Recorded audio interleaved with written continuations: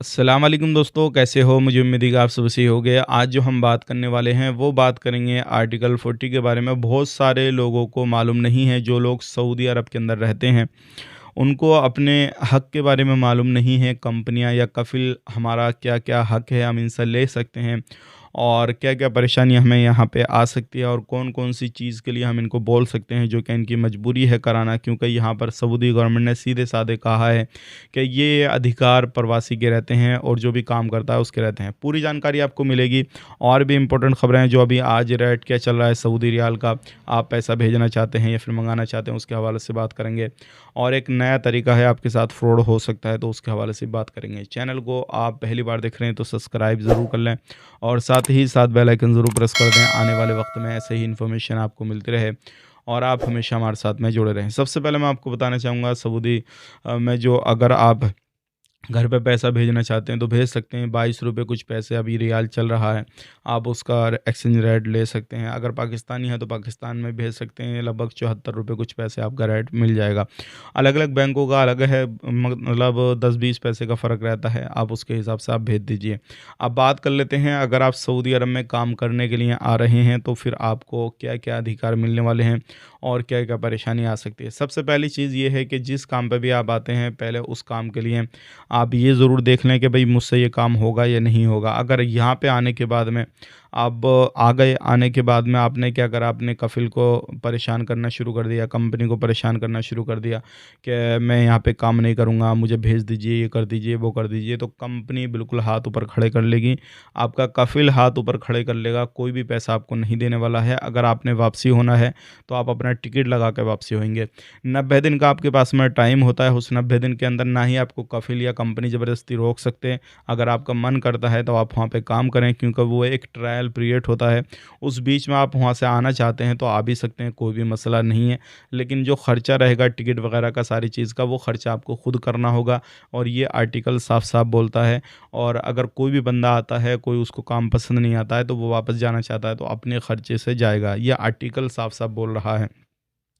अब बात कर लेते हैं, अगर कोई भी बंदा किसी भी तरीके से तनाज़ुल लेना चाहता है, नकल कफ़ाला यानी कि जो भी है कराना चाहता है, तो अगले कफ़िल के पास में अगर आप जाते हो, एक कफ़िल से दूसरा कफ़िल चेंज करते हो, तो सारी ज़िम्मेदारी जो रहेगी वो अगले कफ़िल की रहेगी जिसके पास में आप जा रहे हैं। कोई भी खर्चा आपका ₹1 का भी नहीं होने वाला है। तो ये भी जो है आर्टिकल साफ-साफ, आर्टिकल 40 जो साफ-साफ बोल रहा है कि आप जो है अगले कफ़िल के पास में जा रहे हैं तो वो सारा खर्चा वो ही करेगा। तो इस चीज़ का भी आप ध्यान दें।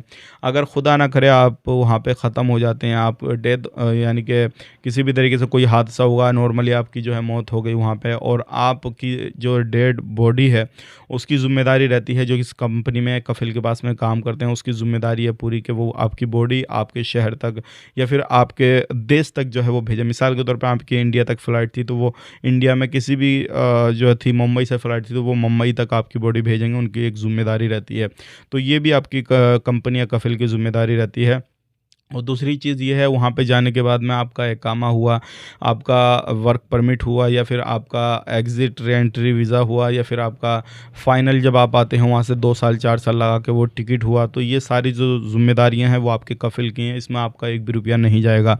हाँ, बीच में अगर आप छुट्टी आते हैं 1 साल, 2 साल, 4 साल के बाद में छुट्टी आप बीच में आ रहे हैं, तो उसका जो टिकट का जो प्राइस रहता है वो आपका रहेगा। अगर आपने एग्रीमेंट करते समय सही तरीके से पढ़ा था, अगर उसमें उस छुट्टी का ज़िक्र किया गया है और उसमें कहा गया है कि हम छुट्टी जब आप जाएँगे तो टिकट हम देंगे, तो आप कंपनी से ले सकते हैं, अदरवाइज़ उसका कोई ज़िक्र नहीं है, तो फिर आपको खुद से वो छुट्टी का बंदोबस्त करना पड़ेगा और खुद ही जो है वो छुट्टी का टिकट वगैरह जो भी रहता है वो आपने खुद लगाना पड़ेगा। तो ये कुछ कानून है जो कि आप इनका फ़ायदा ले सकते हैं, बहुत सारे लोगों को पता नहीं होगा। अगर आपको पता नहीं था तो इन चीज़ों पे बिल्कुल भी ज़िद ना करें, और अगर पता था तो आप इन चीज़ों का फ़ायदा भी ले सकते हैं, क्योंकि फ़ायदा जब भी मिलेगा आपको जब आगे बढ़ के आप कफ़िल को या कंपनी को बोलेंगे कि भई ये चीज़ हमारे साथ में क्यों हो रही है। अब बात कर लेते हैं यहाँ पे अगली ख़बर की तरफ। जो अगली ख़बर आ रही है निकल के, ये भी काफ़ी अच्छी है, क्योंकि देखिए कत्ल आप किसी का कर रहे हैं तो ज़ाहिर-सी बात है सऊदी का जो कानून है, अगर आपने किसी का कत्ल कर दिया तो आपका भी सर कलम होना ही है। लेकिन एक फैमिली में ऐसा ही मामला आया, एक बंदे को मारा, मारने के बाद में कोर्ट में फ़ैसला पहुंचा, कोर्ट ने उसको सज़ाए मौत का हुक्म दिया। अब जैसे ही लास्ट टाइम आया, लास्ट टाइम पे सामने वाली फैमिली ने उसको माफ़ कर दिया अल्लाह की रज़ा के लिए। तो ये एक बहुत बड़ी खुशी उन लोगों के लिए है जिन लोगों का बंदा माफ़ किया, उन्होंने अच्छे तरीके से उनको राज़ी किया, सारी चीज़ें की।